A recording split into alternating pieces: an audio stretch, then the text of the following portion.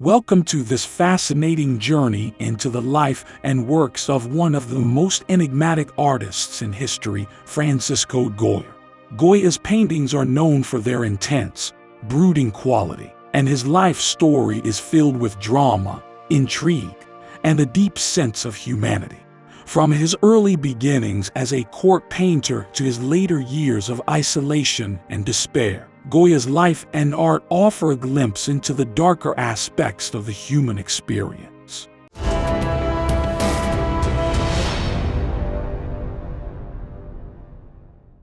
Francisco Goya was born on March 30, 1746, in the town of Fuengirola, Spain. He grew up in a family of modest means and showed an early talent for art, studying with local painters before moving to Madrid to continue his education.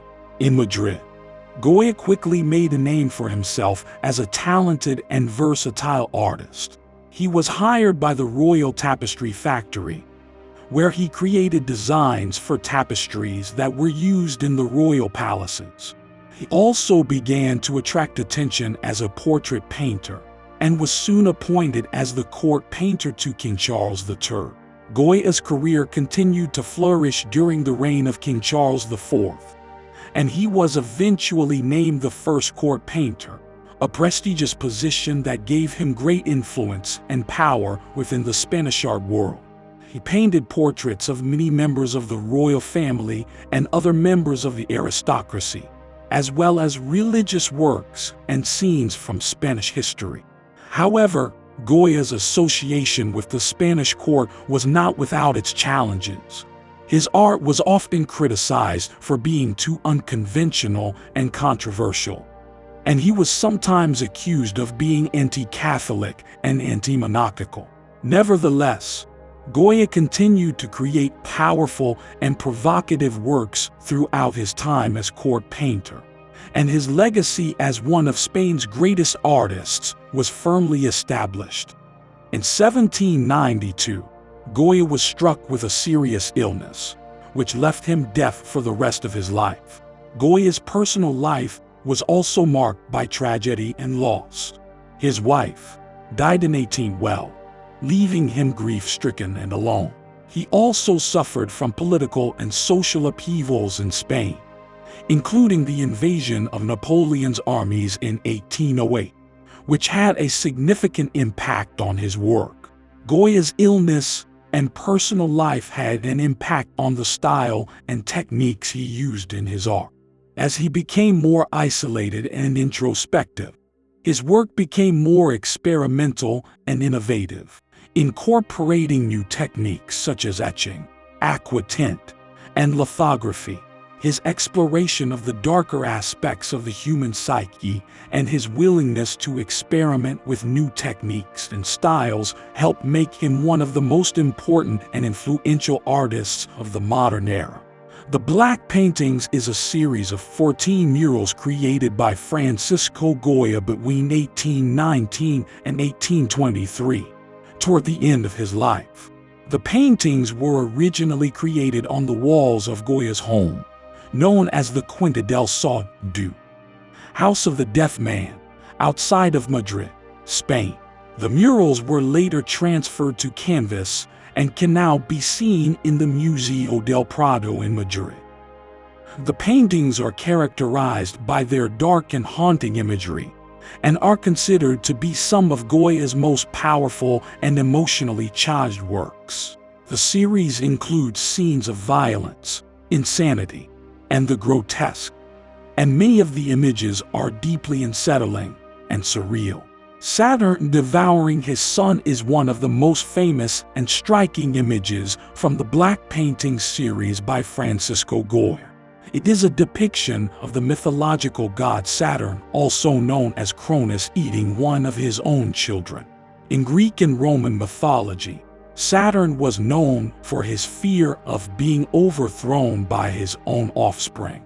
To prevent this from happening, he would eat his children as soon as they were born. In Goya's painting, Saturn is shown with wild eyes and an open mouth, his teeth biting down on the body of a young man who is struggling to escape. The image is dark and disturbing, and has been interpreted in a number of different ways. Some have suggested that it reflects Goya's own fears of aging and death, while others see it as a commentary on the brutality and violence of the world around him. Its raw emotion and powerful imagery have made it a subject of fascination and interpretation for generations of art lovers and scholars. The artwork, which is Sabbath, is often interpreted by art historians as a form of satire that critiques the credulity of its time.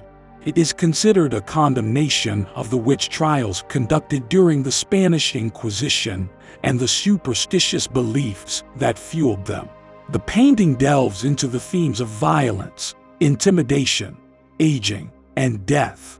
In the artwork, Satan, in the form of a goat, looms over a group of frightened witches in the moonlit night. Standing on a raised earth mound, Satan delivers a sermon while garbed in clerical attire resembling a soutane. He is depicted with a goat-like beard and prominent horns, and is presented in silhouette, which emphasizes his imposing physique and wide-open mouth, as if he is bellowing out a scream. To the right of the goat sits an elderly woman, her back facing the viewer. She wears a white hooded headdress reminiscent of a nun's habit, and her face is partially obscure. The dog is a small painting and depicts a large, dark dog staring out at the viewer with an intense and almost haunting gaze. The dog is shown against a neutral background, and there is no indication any specific setting or context. The painting is notable for its striking use of chiaroscuro, a technique that uses strong contrasts between light and dark to create a sense of depth and drama. Goya was a master of this technique, and the dog is a particularly powerful example of his skill. Judith and Holofernes is a striking image that depicts the biblical story of Judith, a Jewish heroine who saved her people by decapitating Holofernes, an Assyrian general who was threatening to destroy their city. The image is highly dramatic, with the figures bathed in shadow and light, and the composition suggesting a sense of violent struggle. The painting is notable for its highly expressive style, which uses bold brush strokes to create a sense of emotional intensity. Goya's handling of light and shadow is particularly effective, with the strong contrasts lending the image a sense of theatricality and tension. A pilgrimage to San Isidoro. The painting depicts a religious procession of pilgrims on their way to the shrine of San Isidoro in Madrid, which was a popular destination for pilgrims during the time. Goya's use of color and light is particularly noteworthy in this painting. The bright, saturated colors of the clothing and the sky contrast with the dark, shadowy areas of the painting, creating a sense of depth and movement. The black paintings are known for their dark, disturbing subject matter and the use of black and other muted colors. Many of the paintings in the series feature human or animal skulls, decaying corpses, or scenes of violence and destruction, which serve to remind the viewer of the inevitability of death and decay. Several of the paintings depict solitary figures in barren, desolate landscapes, suggesting a sense of isolation and despair. Others show distorted or monstrous figures, suggesting a descent into madness or insanity.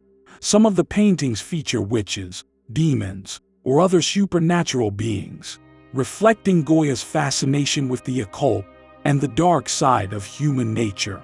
Goya was a keen observer of the political and social turmoil of his time, and several of the black paintings contain subtle critiques of the Spanish government and church.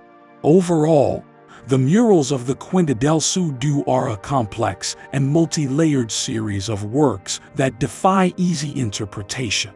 They are a testament to Goya's creative genius and his ability to explore some of the most profound and unsettling aspects of the human experience.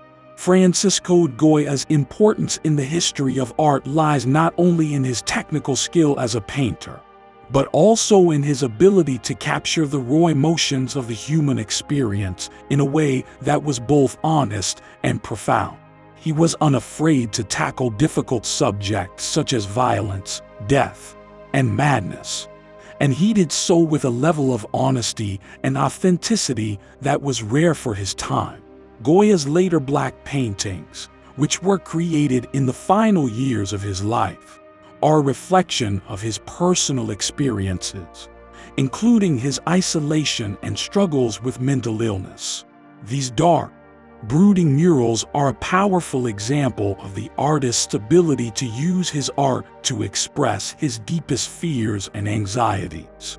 Today, Goya's influence can be seen throughout the art world.